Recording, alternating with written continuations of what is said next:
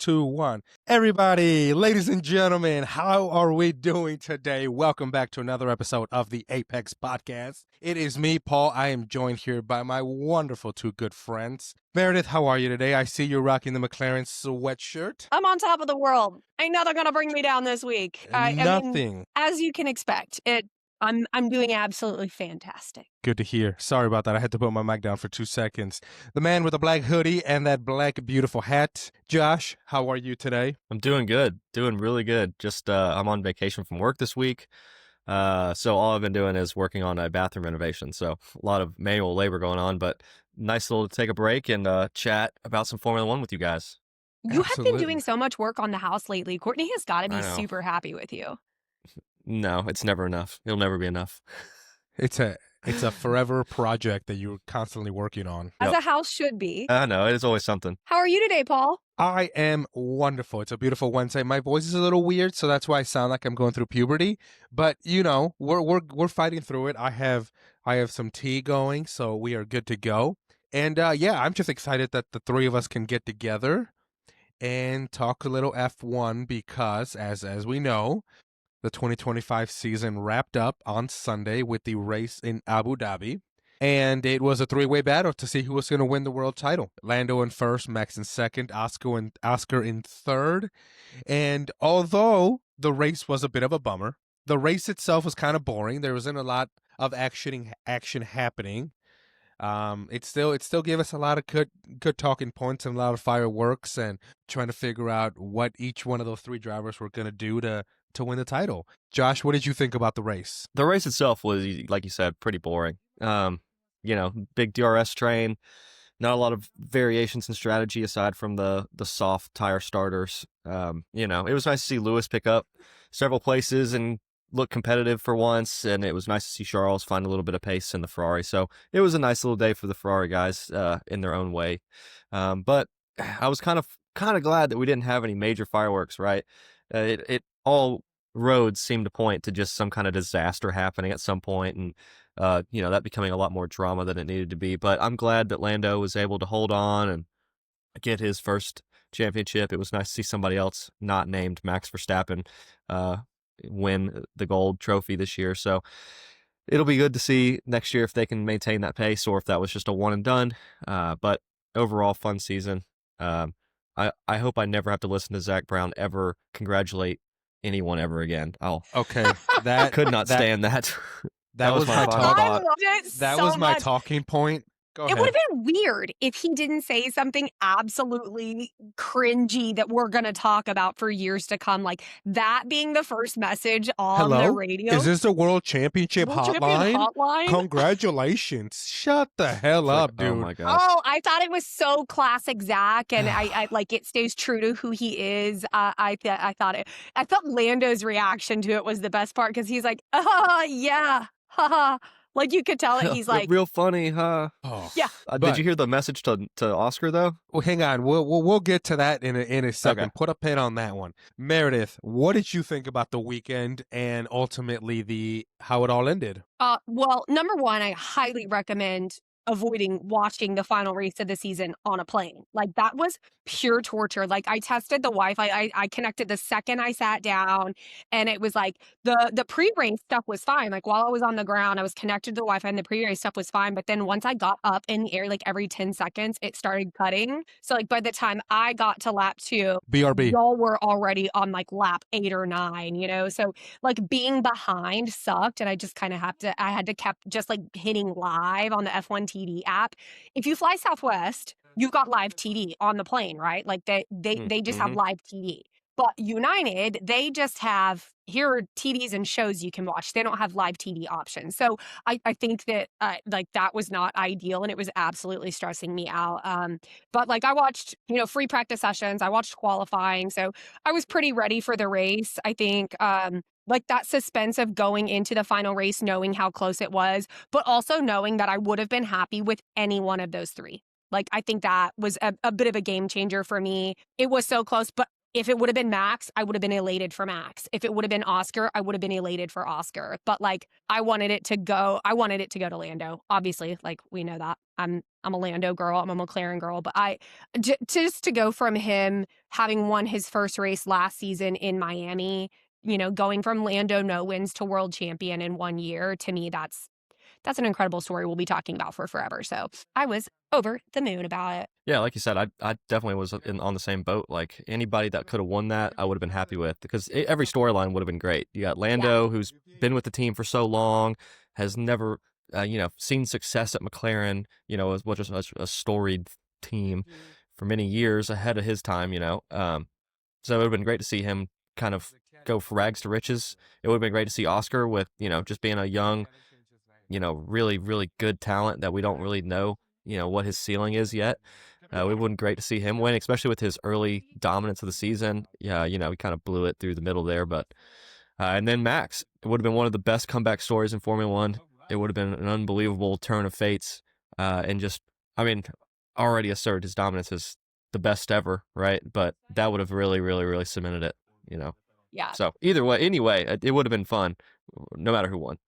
I think I had some similar concerns that there was just going to be like something chaotic that happened during the race. Like I was like immediately having like World War II style flashbacks to like Abu Dhabi 2021, where there was going to be something, there was going to be a late safety car. The FIA was going to change and make a new decision on something like they did in 2021. And I think the panic that was setting in for me as we got to those like honestly, it was like the final 8 laps where I was like, it can really happen. Lando can really do it here, but something could change this in a second. In an instant. When I was looking at the back markers, I was like looking at the people who were back there, and like people just making unnecessary risky moves, like doing like random overtakes when you're in like 14th. Like chill out, don't jeopardize this for the rest of everybody. So I don't know, like I did have this like panic setting in really those last few laps. And the dude next to me on the flight, he was just raw dogging the flight, no headphones, no phone, nothing. And he just kept kind of like looking over, and I'm sure it was a sight to behold. I'm on the plane, I'm watching it on my phone because I already had F1 TV downloaded on my phone. I'm taking notes and texting y'all from my iPad. I've got, the flight tracker up on the screen in front of me. I just look like a nerd, an absolute weirdo. And this guy just kind of keeps like looking over. And then the last like 2 laps, I started crying. I'm like, it's happening. It's really here. And then the guy and the flight attendant were like, kind of like looking. Right? I'm like, it's all good. Happy tears. Nothing's wrong here. Happy tears. Bring me another Bloody Mary. Nice. Yeah. I'm imagining that whole scene right now. You like silently just like freaking out every time. Because there were some moments there towards the end when they were running through the back markers, some double overtakes in some risky areas. I was like, oh my God, I haven't seen this in a while. Like, it's like, that's very aggressive. I haven't seen back-to-back double overtakes, and I cannot tell you how long. Oh, agreed. I knew someone was going to wreck. That like beginning thing with Yuki and Lando, I literally did like a jump up from my seat. I was like, this is it. This is it. He's wrecking. Like locked. To me, I thought, this is it. He's done. Like I thought for sure he was done. It looked like the same move that he tried to make on Oscar when he put it in the wall. Literally, it looked like the same move. I had it in my notes, and I was like, "Oh my God!" I was like, Lando's about to screw it up. And it's going to be Yuki's fault. Yeah. Paul, I was just saying that like I probably looked like a psycho on a plane because I was like watching on my phone, taking notes and messaging you guys from my iPad. I've got like my flight tracker up. I'm like crying on the plane, And on top of that, you were dealing with a delay because we were like 5 laps ahead of you. Yes.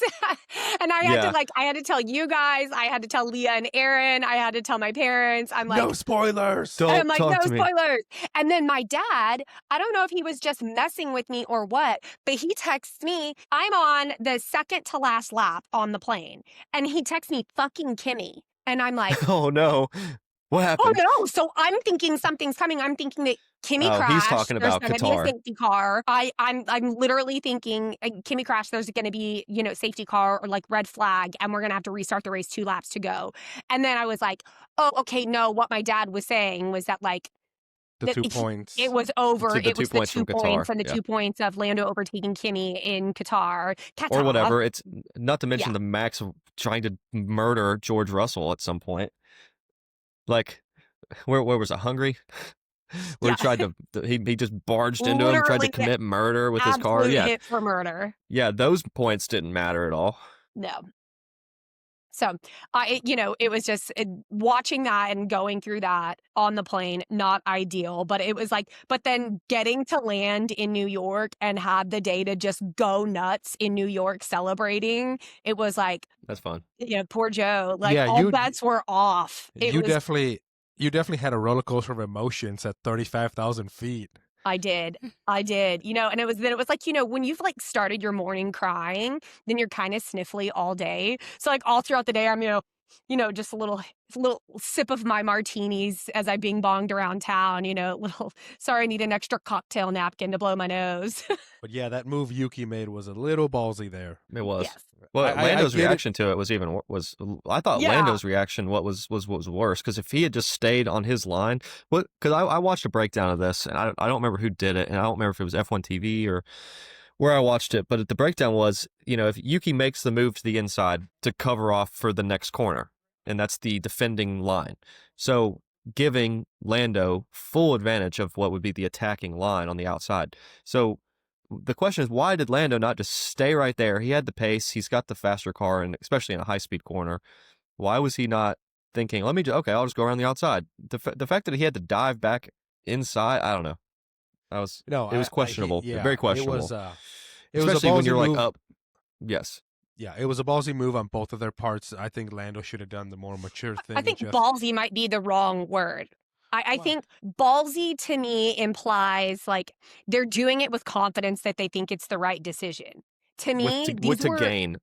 yeah, like these were near mistakes, I would call it. Like it was not just balls. Like to me, these were errors in calculation that both of them made mistakes that they are lucky they got away with. Yuki shouldn't have done that. He cut in too hard. Lando shouldn't have reacted the way he did. Like they are both very, very lucky that they walked out of that without crashing into each other. Like I would argue that races. Lando's move was a little more. He knew what he was doing, and it was a calculated risk on his part. As the That's attacker, quite the yeah, I could see calculation. that. He's got to Yeah, be real but- good at the maths. I was gonna say that's if you want to talk about a ballsy move, that if he did that with full anticipation that he was going to go off track and he was going to trust that, there was no possible punctures over there, that he was going to be on the marbles where he could lose a lot of traction and potentially spin. He's on paint, which is going to give you less traction than the asphalt. That's calculated or not, and you've got the world championship on the line, and you do not need to overtake this guy.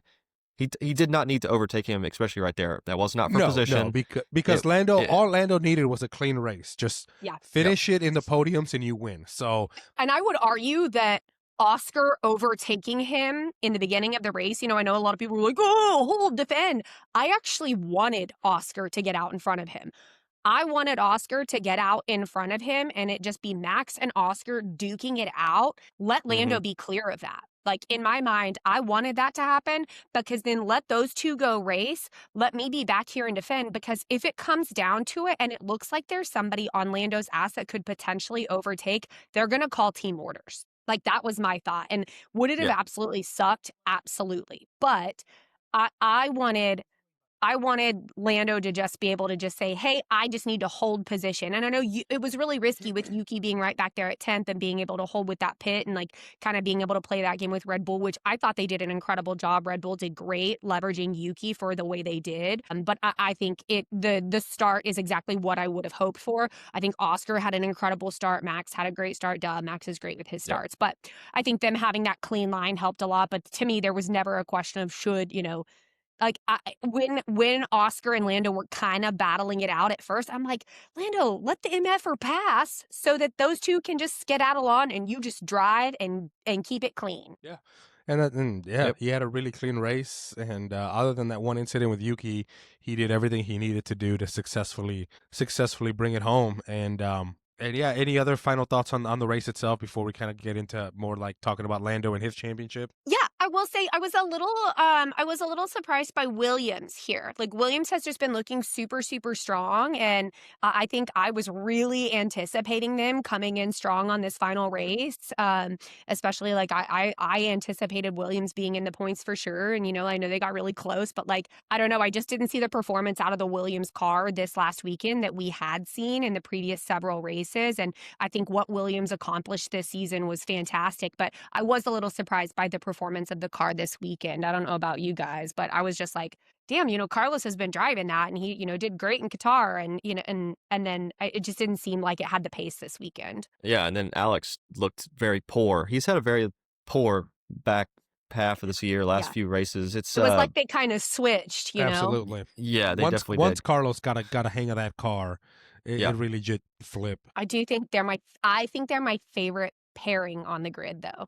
I think Alex and Carlos, just like the way they interact, the way they act as teammates, the way they collaborate with James, the way that I don't know, and maybe that's just the way that their media strategy is, but they genuinely seem to really love each other as teammates and to enjoy spending time together. So they're my favorite driver pairing. I'm excited to see what they do in 2026, but I was just bummed that, they kind of had like a romance story of a season where things have really come around for them, 2 Williams podiums. I wanted them to have a stronger close to the season, but alas, still very happy. I think They that won't team, complain with fifth Yeah. in the constructors. No, they will not complain at all. No, that's No. such a huge accomplishment for No, them. I think that team as a whole has really done amazing things, especially I'm a big fan of James Vowles and his videos after the race kind of talking about it, because like, it kind of, as much as F1, there's a lot of access to F1, it's really secretive on what their maneuvers are, and I really do like that James Vowles can come up after the race and give us some sort of insight on what was going on and what their train of thought was, which is a breath of fresh air compared to what other teams can give us. Agreed. Yeah, the transparency is cool. I think, in my opinion, and again, I don't know if this is just a PR strategy that's making me think this or not, but I think James is the strongest principal on the grid right now. I think in terms of the way he manages a team, handles the media, fan engagement, like it seems like he's really doing a bang up job of the whole package. You have some team principals who are completely focused on the racing side. You have some team principals who are too focused on the driver personal side. Like, when I think about like what Zach Brown does well, Zach Brown makes drivers feel like they're his son, right? So like Zach Brown does that personal side of things very well. Then you think about like Laurent Mekies, who he does the racing side so well. I think what we've really seen with James Vowles this year and what he's been able to do, and part of that Williams culture that I think we're going to see in the future, is that holistic full team development. We care about the personal side, we care about the racing side, and finding that balance is actually what drives us and propels us further faster than maybe some of ththose other teams on the grid. So that's why I'm really pumped to see what they do with the three of them back together in 2026. So it'll be fun to watch. Josh, any thoughts on that? Yeah, it looks like Williams was able to look long term and really give up a lot of short term gain. And Oh, absolutely. And I don't see Great another way to team word on it. the grid. I don't know if any other team on the grid would be able to do that with the way that they're structured, or the way that that Ferrari would never be able to back down, or at least they would never break down their entire team dynamic and change the entire thing like James Vowles did. He took Never. that team and broke it all the way back down, was willing to give up most of last season. Well, on paper, he said all of this season was a wash, with the look ahead to 26, where they can build a good foundation and then go from there. No other team can do that. I think the only other team that has a chance at it is depending on how Audi does with what's left of Sauber, because they have the opportunity to build, completely how they want it at this point. Because they're completely different ownership group now. So, other than that, it's unbelievable what James has been able to do. And I think 26 is going to be really hot for them. Like, I just think they're going to come out really, really hard. I hope think so. I think no other team would have done it as publicly as Williams has. I think we've seen Red Bull maybe make moves behind the scenes, getting rid of certain people, but to blatantly come out and say it in front of a camera saying, I don't care what happens in 24, I don't care what happens in 25, we're focused on 26. That right there is a big step in their PR move, and just to publicly admit that. I mean, you're never going to see it from the top 3 teams to publicly admit, hey, we don't care what happens this year. And for lack of a better, phrase, I think Ferrari kind of did that. They stopped building onto their car early on in the year, so they kind of gave up on this season way before the summer break even happened. So just to come out and publicly say that it is big and bold, and I hopefully it pays out to them. So the interview I saw with James recently he was talking about how Williams is different from every other team on the grid, right? Aside from what Sauber was prior to their recent management changes and ownership group. But Williams is the only independent team on the grid. They're not sponsored by, or they're not supported or propped up by a manufacturer. They're not supported by like Haas obviously has Gene, big manufacturer of So Williams really is the last true independent racing team in Formula One, That's at least. interesting. I didn't even think about that. So they have I didn't think about that either. They have a lot of flexibility to do whatever they want and to build it however they want, to act however they want without the influence of a major manufacturer or something like that looking over their shoulder and questioning the decisions that James is making. So I'm sure there's a board, and I'm sure there's stakeholders that, and obviously, Atlassian is now their title sponsor. So I'm sure he has to answer at some level to someone about his decisions. But there's a lot less than like a Mercedes or a Ferrari. Right. Or like next year, Red Bull is going to be a works team, heavy on the air quotes, with their, with Ford being their motor and whatever. But they're still going to have to answer to both Red Bull. They're answering to Ford now. They're split. Ferrari obviously is answering to the CEO of Ferrari. It's not, independent of the racing team. They're answering to a structure that's outside of Formula One. And that makes it very difficult when they don't understand Formula One or don't understand the dynamic or what needs to be done. It can be difficult. It's more red tape. But Williams can just do whatever. Williams can do whatever they want. I think that gives them a huge benefit. Freeing, like it's like, the saying, there's no risk, no reward, right? And it's like, I always think about like an old boss that I used to have who says, hey, you got a lot of freedom to make your choices, but there comes a lot of risk with that, because that means if you make the mistake, like, you have to own the consequences of that. When things go really well, you get all the glory, but when things go really poorly, it's all your fault too, right? And I think that's probably a huge way in like a huge influence in the way that James leads that team, right? Because they don't have other things to answer to as much as some of the other teams. It probably is kind of that same sentiment of like, the glory that we have is ours to celebrate in, but we also have to own it when we make the mistakes or make the bad calls. And I think he does a really good job of that. It's like you said, like in his interviews, when things don't go great in races, he owns it. He talks about, this wasn't a great weekend for us, and here's why, here's what happened, and here's what we're going to do about it. So yeah. I think we'll continue to see that evolve. Absolutely. But getting back to Abu Dhabi and the race on Sunday, Meredith, any last thoughts on that before we get into Lando and his championship? No, I'm, just happy. Happy. Absolutely. And with that, we've alluded to it. We've talked about it. Lando is our 35th different world title in F1. Am I correct on that? I don't know. I'm not the stats girl. I figured Josh was going to correct me on that one. I didn't know I don't know the exact number. No, I don't. It's like 35th different winner. This is a job. Yeah, I think 35th different winner. How many Formula One world champions have we had? Thank you, Google. We've been the sport has been around for more than Boom. 35. Okay. Got it so right. 35 different. Suck on that, nerds. 35 different Formula One world champions, with Lando Norris being the latest addition to the list, and a total of 76 championships awarded since 1950. A record held jointly by Lewis Hamilton and Michael Schumacher with 7 titles each. I would argue Lewis has 8. Lewis definitely has 8. But yes, Lando is our champion. I think we definitely saw a lot of growth coming from him. I think Oscar is the only driver to lead the championship for so long. I think I saw that online the other day.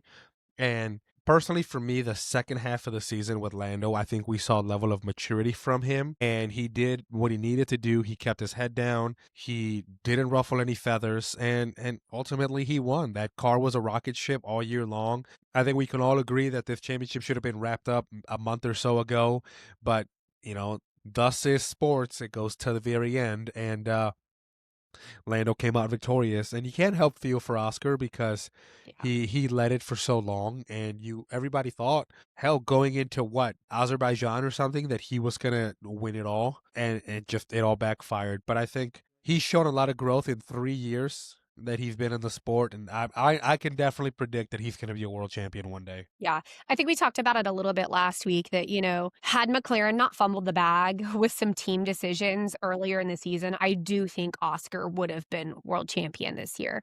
But I do think that, that's not to take away from Lando and what he did. I don't think it takes away from either driver. Like, I think that the decisions that the team made halfway through the season caused a massive dynamic shift. And Josh called it last week. Like, McLaren so badly wanted Lando to win that, right? And I think that was the impetus behind some of the decisions being made the way they were. But I had some things not fall in the way they did. I don't think we would have seen the second half of the season be performed the way it was by Oscar. I think we would have seen that strong, steadfast, consistent Oscar. So it will be interesting to see going into next season. You have two drivers who are very clearly World Driver Championship contending drivers.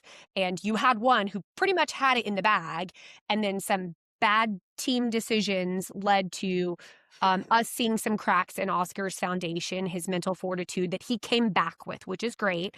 But we saw him as a human, which is important. And then on the flip side of that, we got to see some of Lando's resilience a little bit more, where the narrative in the media has always been about Lando's emotional volatility. And we got to see that fortitude come out. I was a little bit worried after Vegas that with the double disqualification, I was worried that Lando was going to crumble a little. I didn't have the faith, and I'm sorry for that, Lando. But I was a little worried that could impact those final two races, and that this really could come down to Max or Oscar again. And so I think I think that overall, getting to see both sides of, Oscar being a human, which he deserves to be, and then being able to bring it back up, and then Lando being able to show that strong side, show how much he's matured and grown, has been really cool in the second half of the season for him. Josh? I don't know. Part of me wants to be happy for Lando, right? It's nice to see the growth that he has had. I've seen a couple videos, and I will probably reiterate the points that they made. It doesn't feel as earned, was the way I saw it put.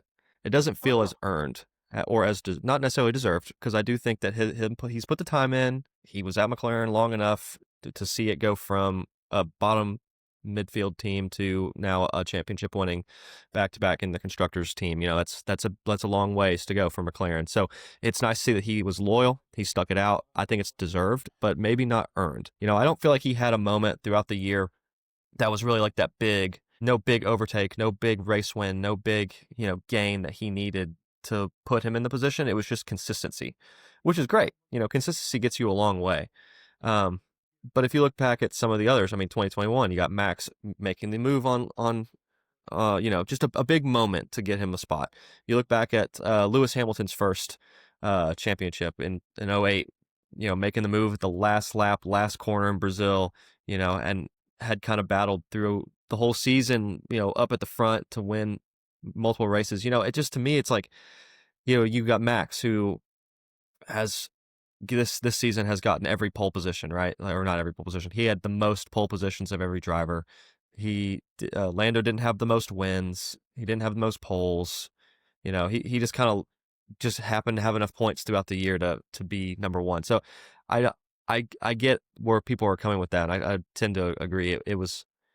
It was deserved, but maybe not as much earned as it could have been, if that makes any sense. I might have to give you a little pushback. Kind of agree with you, but at the same time, a win's a win. I don't think whether you win by earned. win by 1 point or a million points. I think what we were lacking was the fireworks that this season had. That one deciding movement, because the spotlight was shared between the three drivers. So right, but the only reason my pushback would be the only reason it was between three drivers because Oscar just absolutely bottled it. Right, if Oscar doesn't just completely implode, he wins handedly by he would have won a large margin. We could if and or but all day, but he did. Right. Oscar no, I'm not getting that. But it's like crumbled, Lando benefited massively from Oscar's Agreed, crumbling. but I think it would be such a miss for you to not acknowledge that as proportionally as Oscar crumbled, I think proportionally Lando showed that strength and resilience as a driver to continue and push forward and perform in the pressure. Like, I think that that has to be acknowledged. And I'm with you. Like, there weren't any crazy big moments of, you know, the one final lap or whatever, as Paul alluded to, like the big fireworks moment, like, right? Like, maybe there weren't those extreme critical defining this one lap, this one battle moments, but to me, it was the little moments that added up. But like, to me, I think a massive paradigm shift in the season was Lando winning at Silverstone. Had Lando not won at Silverstone, I do not think that we would have seen him have this second half performance. Having that first win on his home turf, like that, having Lando stands, to me, that was a pendulum swing in the season. Like, if you start to look at the performance of the drivers after that, and especially like when we start getting into like Imola and beyond, it's like, not, was it Imola, Monza, Italy, one of the Italy races. Like, that's where, to me, like, that's where I saw Lando really start to kick it in gear. And maybe it wasn't these massive incremental steps, because like you said, once you're performing consistently, you don't really have these leaps and bounds to make, but maybe it's those little smaller step changes or just that consistency that does ultimately get you there. So I do hear what you're saying, but I don't think that just because there weren't those big exciting moments, it wasn't earned as much. But I do know that there is, I still think that there is that controversy about the team orders swapping at that one race. Like, that will forever play into the narrative of him winning the championship this year. No doubt. Yeah. Well, and the other thing, excuse me, this year Lando had to compete with numerous drivers, as to where in recent memory, other than 2021, Max just had himself to battle with, and even 21, Max just had Lewis to battle with. There wasn't other drivers going for wins. Here we had George, we had Lando, we had Max, we had Kimi or Oscar, and even Charles at some points. He had some top tier athletes and drivers to compete against.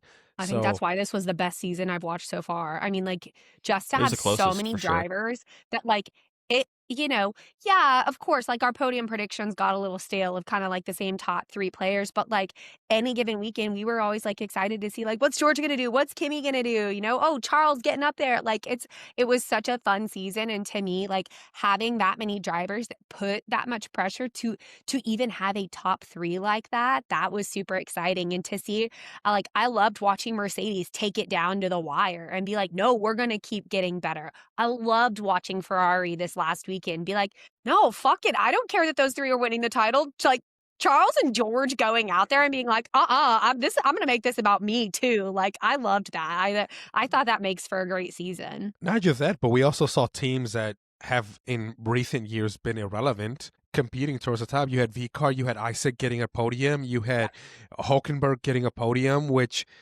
would you have said that last year? Like a Kick Sauber was going to be on a podium? I wouldn't have. Nope. So the fact that this year, and towards the end of a new set of regulations, everybody starts getting the hang of the car. So we definitely saw that this year.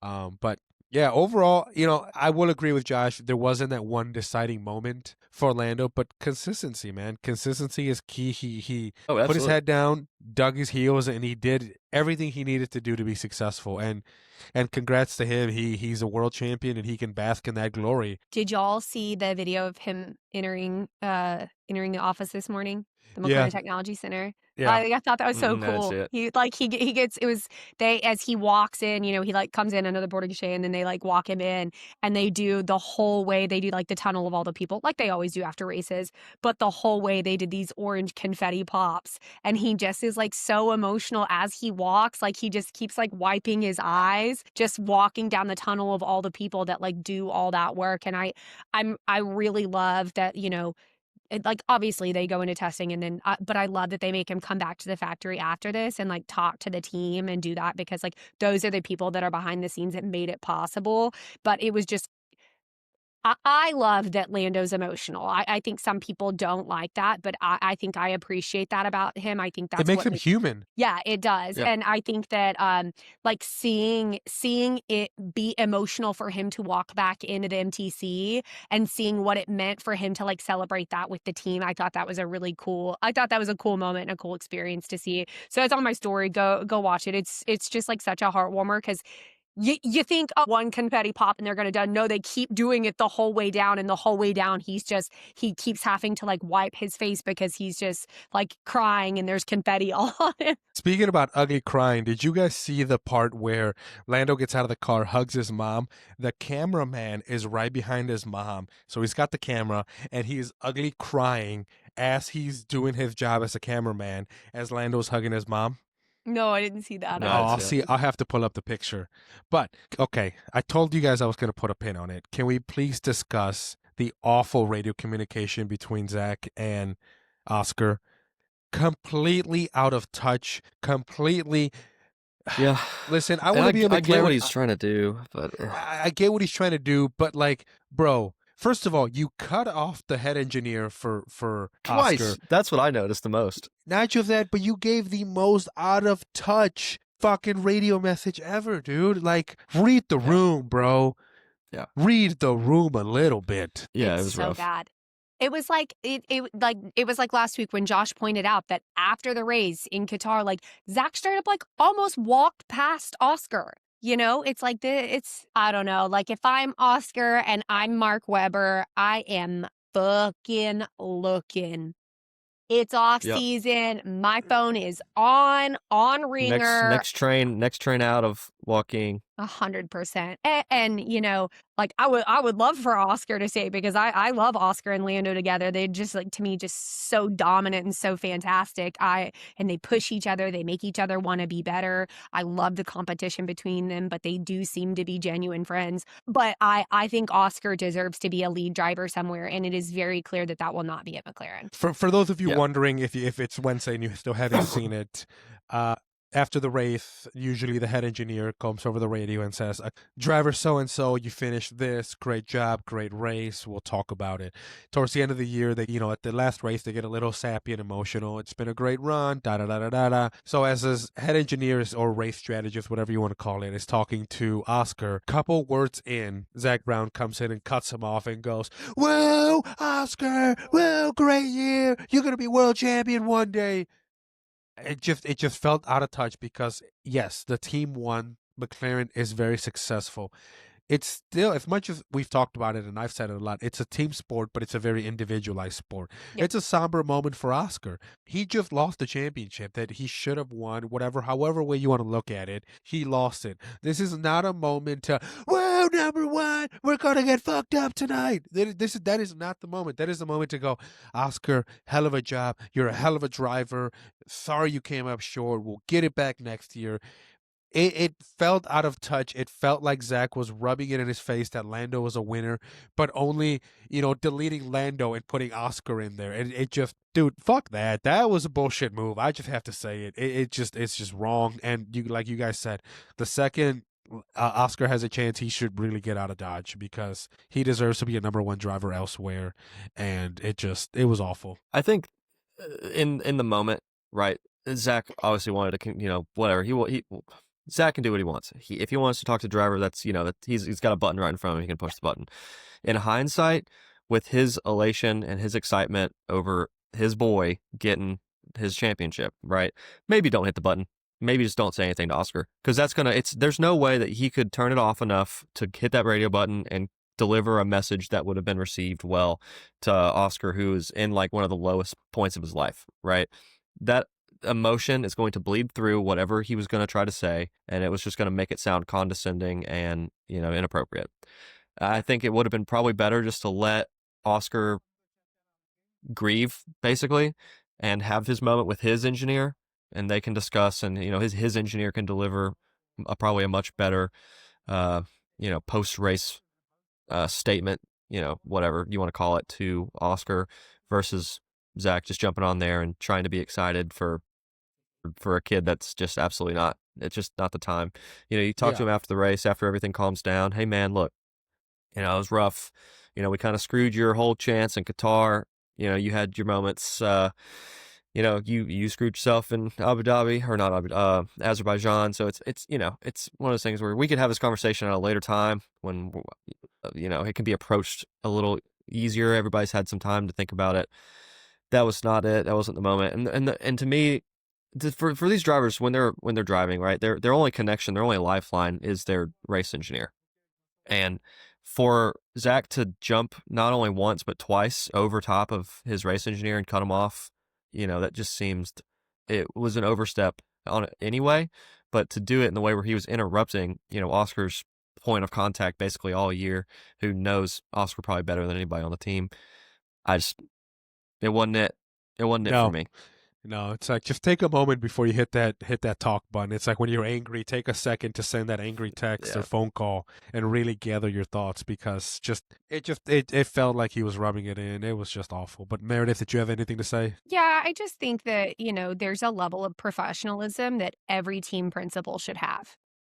And to me, like Zach has to answer to somebody. And somebody does need to hold him accountable for the way he speaks to his drivers, the way he speaks to Oscar. If you do not have the professional composure as a team principal, when you have two drivers who literally were down to the last race to determine who wins that championship, if you do not have the professional composure to come on there and say, Oscar, thank you so much for this season, we'll have a conversation later.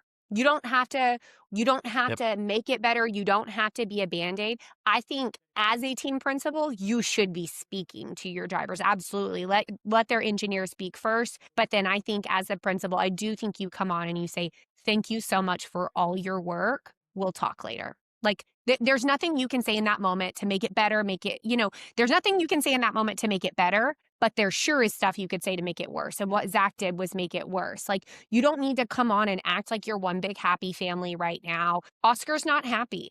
He's not. Lando just won the world title. I'm sure he's happy for Lando, but he's heartbroken for himself. But I think every team principal should have the composure and professionalism to be able to come on, acknowledge both drivers on a radio after a race, after a championship, with respect, with cool, calm, collectedness. And so to me, that's something that like whoever Zach reports to, like he needs to be having training on that, because that's unacceptable. And that's especially to somebody of Oscar's caliber. Like, it'd be different if that was, somebody who was sitting down in 8th position in the championship. But this is a guy who literally was just fighting for a world title too. So I don't know. To me, this is it's like I hope this is a lesson for every team principal, that how you speak to your drivers matters, and there is a level of professionalism. And it's kind of like the old saying, like, if you don't have anything nice to say, don't say anything at all. I don't agree with that in this moment. If you don't have the professionalism to not come on and blatantly slap your drivers in the face, then don't say anything. But other than that, you thank your drivers for their work and you note that you'll have a follow-up conversation. That's it. And we've been very critical in the last couple of minutes, but if I could be a little more optimistic, McLaren has never really won in years. So I'm going to chalk this one up as maybe they were treading in new waters and they were trying to figure out their way. But if they can have someone... He knew that there was a 66% chance it was going to be one of his drivers. Like, if we do the math, how are you not prepped ahead of time? Like, as a team principal, you have an entire media team, you have an entire marketing team. As a team principal, going in with 2 drivers that are potentially winning the world championship this day, it is going to be one of these 3 people, and 2 of those 3 are mine. You have your statements prepped ahead of time. Like, what in the world are they doing? Like, and I know that Zach is of his own free will, whatever. But I to me, it's just, I hope the other team principals take a page from this book and don't do this ever. I was just trying to be the optimism here, since you clearly were not going to handle it. Keep going with that baton. Hey, you know me, I am the internal optimist, but I'm a realist. And at the end of the day, this is still a business. These are 2 equally contracted drivers. With futures. It's not like this was Oscar's last year and it's like, hey, fuck you, you don't matter anymore. No, he still has a contract. He will still be driving for McLaren next year. So I just think that, like, it's in that moment that he continues to cause harm to the future of their relationship. So it was just what a bummer for somebody who deserves so much more and so much respect. Speaking Yeah. of bummer radio reports or radio messages, did you guys hear Ferraris and Lewis Hamilton's? And Lewis was trying to be gracious. And yes, so for those of you wondering, once again, the message, Lewis goes and gets sentimental and says, thank you for all the hard work. You guys have done amazing. Much like you get with Lewis win, whether Yeah. he finishes first or 20th, he's always going to Yep. say the same thing. Thank you to the boys in the factory, the guys and girls, everybody worked hard. And this time he says the message, and this is what he gets back. Crickets. Crickets. Lewis then has to go back on the radio and say, no, now you want to be silent? Oh, yeah. Sorry. Yeah, great job, Lewis. Great job. If they don't fire that engineer or head strategist this winter, I cannot support that red, because that dude has been fucking awful. At a moment when Lewis is just giving you your roses because you've done a shitty job, but he's going to be the eternal optimist, you just leave him on red for like 45 seconds? What are you doing? Forget the fact that he's a 7.5 world time champion. He's just a 7.5. driver, man. 7.5. Yeah, he's not fully the winner, but he's half the winner. But this is, again, this goes back to this being a business. It does not matter whether your driver finishes first or 20th or 22nd next year.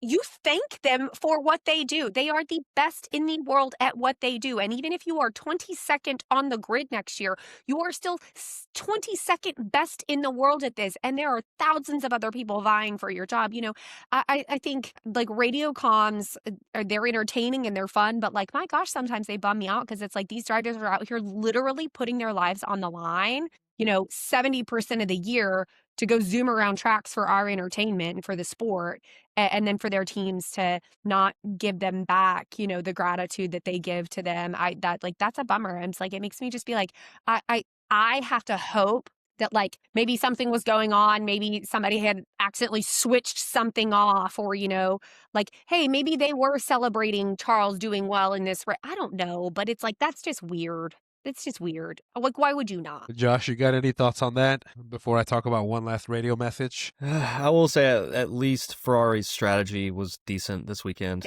Yeah. Where you can't was have- that pace all year? They had some really good pace. Well, They like Abu Dhabi. They do. Charles likes Abu Dhabi. He does well there typically, and the decision to put Lewis on the softs and then do the undercut, that was a good move. That helped Yeah. Lewis. Obviously he jumped up quite a few places and actually managed to get points. So pretty good for a guy that has not qualified very well That the was last couple insane. races. So at least you take good with the bad. So you gotta take at least they had good strategy, but the radio communication leaves a lot to be desired. Finally, the last radio message I want to talk about was Max's radio message. Very mature, Yeah, this is very good one to save for the end, Paul. very wholesome, very like, I'm gonna butcher it, but it was along the lines of, guys, don't put your head down. We had an amazing year. It was an amazing run. Thank you for everything. I'm not down. I'm not upset by it. So thank you for everything. And then later on, you saw that his race engineer had his head down, looked disappointed, and that message, I think. We've seen Max grow up right in front of our eyes, in front of the cameras, coming into Formula One at such a young age, being that cocky little fuck in 21 when he was just fighting with Lewis and you just wanted to punch the dude in the fucking face, to he's a father of a baby girl. He's a stepdad to another beautiful girl. He's really matured before our eyes, and that radio message really solidified who he is as a man these days. And I don't know. That was the most wholesome message that we got all weekend. Granted, I didn't hear the all 20 radio messages, but that one was that was the most wholesome, and it really did kind of get the allergies going a little bit. It was a little bit of a sniffle there. Yeah. I think that it's also important for us to remember, as like people who all got into F1 because of Drive to Survive, like Max got the villain edit. They're always going to pick a villain edit, and they picked Max. And so like in everything, if you got into Formula One from Drive to Survive, you know that Max got the villain edit, and the way that they chose to do that they made you dislike him. And trust me, I bought in. I got But it wasn't just edits. Like he did do some things that I'm not discrediting that. I'm Yeah. saying it is very important to remember that if this is what pulled you in, it's going to be a lot easier to lean into the bias and to look for examples of that. And I think that while we can acknowledge that Max has matured a lot, we can also acknowledge that we as fans have matured a lot. And I think that for some reason, I was just thinking of like the Vince Vaughn moment where he's just like, class, class, class. Like everything about the way Max carried himself this entire season to me was absolutely class act. When his car was not performing, you know, he would give feedback on the radio. He would be like, what's going on? I got nothing. The rears are gone, you know, but he wasn't saying, what is this piece of S? You know, like he didn't get on the radio. He didn't berate his team like George does. I think he handled himself well on radio. I think he handled himself well in the media. He spoke extremely highly of the other drivers that were doing well, even when his season was going to hell in a handbasket. He adopted all of the rookies. Like, I don't like watching him adopt the rookies and like take them under his wing. Like, I just think it was really fun to watch Max as a person this season too, as a driver. Like, we know he's the greatest driver right now. You know, like there's no denying that. Like, yes, Lando's world champion, but to me, Max is still the best driver on the grid, and the car just didn't meet his performance this year. But I think that there has been a lot of chatter online. Michaela, she's a content creator. She loves rooms. She literally posted a couple of different things about over the last few weeks about people who've hated Max for so many years, all of a sudden being number one Max Verstappen fans because of like the change in the way he's been presented in the media. And I do think that that's very important because he's a great driver, but now I think the media is also starting to match what a great person he is. So there are stories that are getting picked up in the media and getting spread around about like the great stuff that he's doing, or him talking to Kimmy after the race, you know, the radio messages. Now we're seeing pictures of Penelope, you know, in the garage with him on social media. 2 years ago, they weren't showing that kind of stuff. So I do think both things are really important, that like, number one, that we acknowledge that he's a real person, but number two, that the media also markets him as a good person too, because he is. And I thought that this last radio message just really showed the full scope of the awesomeness of Max that we got this season. Josh? Well, I think it helps that the Empire's dead. The evil Empire is now gone. So it's a lot easier. It's a lot easier to like Max. What he's alluding to is that Christian Horner is gone, and we got reports early this week that Helmut Marko is gone. So it's going to be a whole new team next year. Adrian knew he's gone, but we knew about that. But he wasn't the villain. Problem.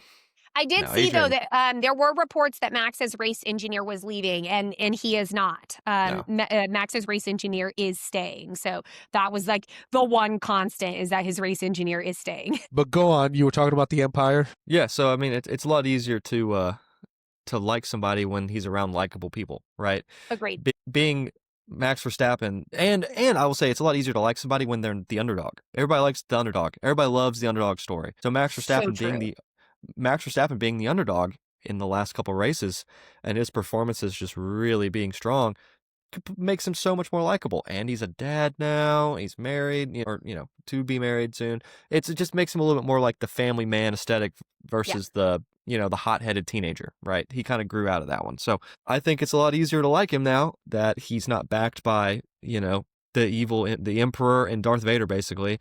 And then I don't know. It just makes him much more likable now, and I think his maturity's increased significantly. The way he communicates, the way he talks to the team. Yeah, I think there's a lot of things that are playing in his favor that have made him a significantly more likable character, regardless of a media spin or a narrative driven by a TV show or whoever. So yeah. We don't have to wake up on Monday morning with racist comments from Helmut Marko because he hated somebody for their race or something. Those days are long gone. I'm super excited. I'm so glad that Dr. Evil is gone.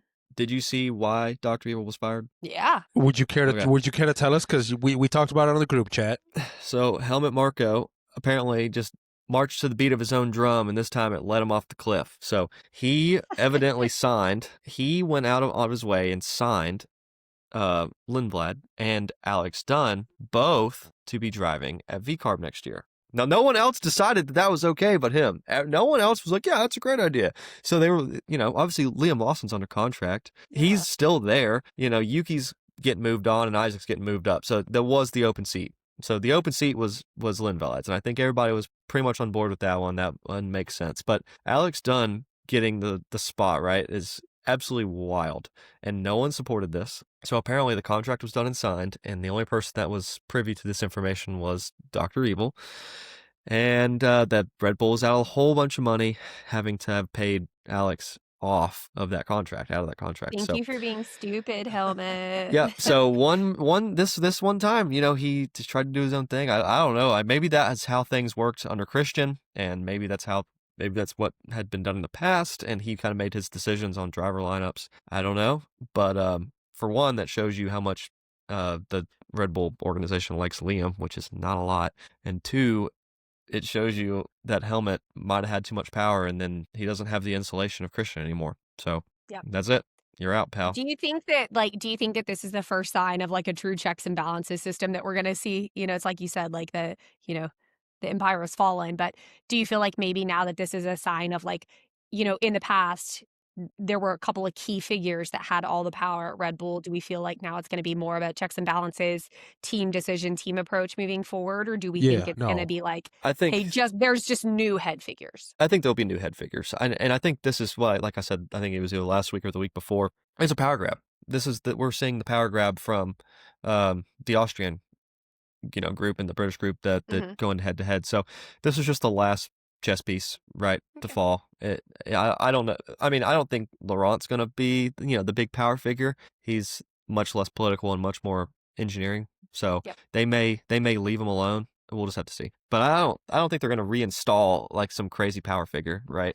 But I also think that this was just the last piece of the puzzle that they were trying to get rid of him for a while, and one too many times, guys stepped out of line. So this was the easy one to knock him off. It's the last of the power move. Before we get into predictions, as we kind of start wrapping it up, there's one big thing I want to talk about. It is super exciting. I cannot wait to say this. And Josh is leaving. I'm about to give my great message. Go ahead. Okay, you guys ready for this? I'm ready. I'm scared. What do you... Ladies and gentlemen, this is it. This is over. It is done with. The stupid regulation car is over, and I cannot be any more excited than this. No more stupid DRS. No more stupid ground effect car. No more. I don't care if next year they scrap everything and they race in golf carts. I am super excited that this regulation of vehicles, which has been incredibly awful, is done. It's over with. We don't have to deal with this anymore. We never have to say the words DRS anymore. I'm super excited. I like DRS. No one. Careful what you wish for. Careful what you wish for. I don't care. I can't wait till we get into next season and we get to clip back to this moment with whatever you bitch about with the new hybrid power boost and you're bitching about it. I can't wait to clip it back to this moment. Because right here's Paul next year. This is what you're going to say. Well, all the mom system does now is it's push to pass, but every driver just saves it. So now every time one makes the overtake, the other driver just overtakes him back, and it's the same as it was. And then they cancel each other out. Yeah, they cancel each other out. There's no advantage. They're just passing each other for no reason. I'm done with this bullshit. What is this? Is this like watching Formula E? I'm not wearing my headphones, so I can't hear a word you're racing. I'm not wearing my headphones, so I can't hear a word you're saying. So suck it. Josh, I love that we both went to the vacuum cleaners. Yeah. This sounds like vacuum cleaners. They tried to make a pass. It just sounds like you turned it up louder. Yeah, so just be careful what you wish for. Because exciting. I'll give you I'm glad the cars are smaller. I'm glad for God that we got rid of ground effect. Ground effect is really what's killed everything, right? Yeah. It made DRS ineffective. I demand an apology before we go any further. I don't absolutely for what? No, over my dead body. I hate the both of you so much. If any podcast is listening and wants a Mexican host, give me a call.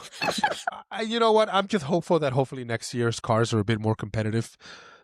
Hopefully we see a little more overtaking, and I'm just tired of qualifying being the most exciting thing we have coming into a weekend. Especially, Qatar was the same way. Abu Dhabi was the same way. They're just boring races. And hopefully next year's regulation can be a little more exciting. I'm still trying to figure out what this whole mom bullshit is. It sounds a lot similar to push to pass an IndyCar. So we'll see how it goes.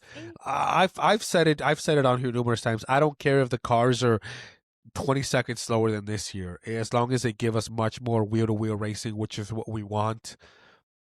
It can be whatever it is. So now that you guys are done picking on me and my emotions have been destroyed, Oh, we're not done picking on you. I think we're going to move on. Well, I think we should.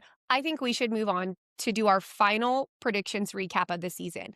And I would like to remind everybody back to a time earlier in the spring, in April, May, and Paul had this brilliant idea where we should introduce a points. And on that, ladies and prediction- gentlemen, we wrap up the episode. It was great Paul's listening. idea. This was Paul's idea to introduce a prediction system where we would do points for top 3 predictions and a shocker prediction. So, Paul, this idea that you had, it was so fun. Thank you for introducing it to the podcast for this season. I actually really liked it. And I will say it caught on because all of my friends and like everybody up at the golf course, they'll ask me, like, okay, so what are your predictions for the week? So like it's a thing. It's catching on. We like our point system here. On behalf of the delegate from the state of Wisconsin, you guys are welcome. I do love it. I do love it. I do think that over the off season, maybe we can think about like other elements we'd like to add in some or how stuff, we want to yeah. change it up. Yeah. Like, I agree with that. but just for our simple structure this year was that each week we would predict who our top 3 were and what our shocker prediction was. It was 1 point for each one that you got correct. So coming into this week, we had Josh with 18, myself with 18, and Paul with 15. For first, second, and third, Josh and Paul had the same podium predictions of Oscar winning, Max in second, Lando in third. And then we had shocker prediction for Josh was that Williams would be top 5 and that Gabby would get points. Paul predicted that Lewis would not make it to Q3. And he didn't. And he didn't. And that a Haas and an Aston Martin would be in the points. And then my podium prediction was Max winning, Oscar in second, Lando in third, and that a Williams and a Haas would be in the points. So I would like to state that for the final points recap, Josh got his third place prediction with Lando. So he gets a +1, bringing his total to 19. Paul got his third place prediction with Lando and his shocker prediction, which, Paul, I will say your shocker prediction was probably your best prediction of the season because you had a qualifying and 2 different teams in your shocker prediction. Suck on that. So that was incredible. That brings your total to 17 points. I got my podium sweep, but Carlos Sainz fucked me. So that brings my total to 21 points. I am the victor of the points predictions for the season. Paul, you were in dead last with 17. Josh in second with 19. Very close, though. Just 2 points at the top. It's like a championship battle here. We had just 2 points separating each of our podium positions this year. But I thought this was a fantastic game, Paul. Obviously, it only feels right that Lando's biggest fan on the podcast also won this game. But next season, it's up for grabs. Yeah, it's been fun. It's been fun having to think about what's going to happen for your prediction, the shocker, and I cannot wait to see how this evolves into next year and what we can add or subtract from it. So it's been a lot of fun. I'm glad my shocker finally hit.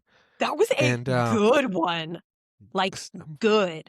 Kind of a genius. I don't know if you guys have met me. Like if it would have been closer, I would have even considered maybe giving you an extra point for that, but that wouldn't have even helped you. It should have been 3 points because it's 3 different things, but we'll let bygones be bygones. We'll talk about it next year. All right, guys, this is a wrap. It's done. It's over with. The 2025 season is over. Any last kind of thoughts? I know we're going to have another episode where we fully talk about the whole season, but any last final thoughts on Abu Dhabi, Lando being world champion? Josh? No, I'm glad 25's over. I'm glad it ended the way it did. I'm I kind of in the same vein as I was feeling last year, I'm excited that And last year I was excited for this year because I thought that the field was going to be so close together and it was going to be just, really tight battles, which is what we got, right? So I can't be mad about that at all. We saw several teams competing for wins. We had a lot of different race winners. So a lot of fun. And in the same way, I'm excited that next year we're going to have, all new car, all new territory for everybody. So I'm very excited for next season to see, because this really not going to be able to do any predictions going into next year because no one has any idea what's This is going to the happen. Las So Vegas Grand Prix calling me right now, trying to get me to buy my nice. tickets. They Not know just we're that, recording. they They know know we're talking not about just it. that, but we have a whole new team coming into Whole new next team. year. There'll be an Yep. 11th team on the grid, so some familiar faces and Got very one new unfamiliar driver. liveries. One new Yep, driver, I think. one That's new it. driver. So yeah, so a lot of different changes for next year. So I will be very excited to go through all this. This will be a fun off season for rumors. So we'll be getting to talk a Absolutely. lot about car rumors a lot. So that's right up my alley. So I'm happy about that. Meredith, what about you? Yeah, I think I'm excited, just like I don't know what to expect going into next year, with it being a completely new car, new team on the grid, I'm just excited. I'm excited for the winter rumor mill to start, especially because we do have a lot of contracts that are also coming up at the end of the 2026 season. So I think it'll be really interesting to see what happens.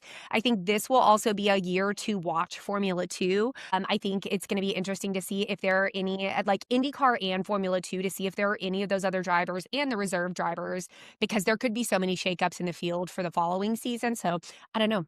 I'm excited. I'm excited to do some recon. I also have to do some thinking during this off season of each year I pick like a different series to get into and learn more about. And I haven't even put thought into it. So I got to figure out what my next motorsport series is. I think I'm really leaning towards MotoGP, but I'm excited for a little bit of downtime to figure it out. Absolutely. It's going to be a lot of fun. Motorsports as a whole here is kind of over with. We still got Formula E, so if you guys want to get into that, that's a lot of fun. They just have to race in Brazil. And the one thing we haven't really talked about on this podcast, I'll talk about it briefly before we kind of wrap it up.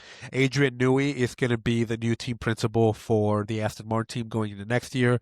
We kind of talked about who was going to be at the helm. Are they just going to put a Joe Schmo loser till Christian Horner can come in? But it seems like Christian Horner is not going to team up with Aston Martin, and Adrian Newey is going to take the helm there. So I have mixed feelings on that. We can talk about it next episode. But yeah, that's it. It's been a great year. It's been a fun time. Super excited to talk to you guys, and we will be tongue-tied right now. Yeah. We will have one more episode this year before we wrap it up for the holidays. Next week, Saturday, we'll record and we'll give our thoughts on the 2025 season and kind of wrap it up for the years for the holiday season. And with that, I say goodbye. It's been great chatting with you guys today. Have a great week. Please follow us on our social medias. Comment, like, rate, review, make fun of my beautiful mustache if you like. And please go in there and comment and tell Josh and Meredith to be a little nicer to me next episode, because it kind of hurt my feelings a little bit. Yeah, sure. On that Bye, note, everybody. guys, take care. See you guys.